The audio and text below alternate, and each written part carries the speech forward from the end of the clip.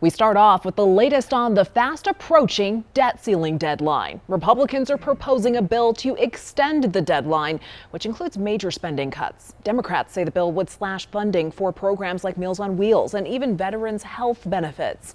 But it's not just Democrats who are against the bill. 4 Republicans voted against it. One of those no votes comes from Colorado Congressman Ken Buck. Our Rob Harris spoke with Congressman Buck today about his opposition to the bill. So you were one of only 4 Republican members of Congress to vote against this bill.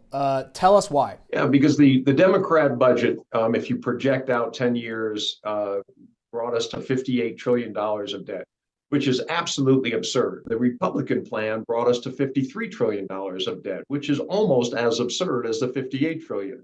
And in reality, there's not a whole lot of difference between those two in terms of our ability to operate the functions that people have become accustomed to in this country. The plan passed by House Republicans would increase the debt limit by $1.5 trillion, but it would cut funding for federal agencies down to levels from the 2022 fiscal year. It would also limit growth in spending to 1% per year and block money for student debt cancellation and new IRS funding. Senate Democrats say the bill is dead on arrival, and President Biden wants a debt limit increase with no preconditions. Aren't these discussions that should be happening with the budget later this year and not with the debt ceiling, which is essentially 4 bills we've already incurred?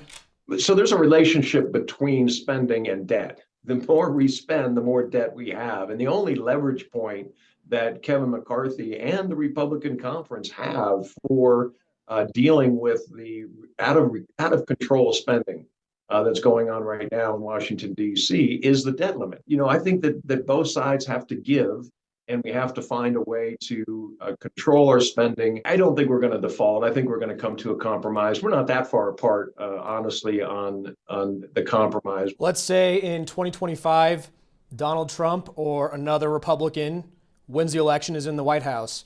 Do you vote no on a similar debt limit proposal, even under Republican Congress then?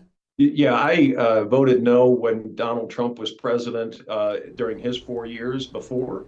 And I will vote no in the future if we don't have responsible spending. So the bill as it stands now is unlikely to reach President Biden. It now heads to the Democrat-controlled Senate, which is unlikely to take it up. President Biden has a meeting scheduled for next week with congressional leaders of both parties.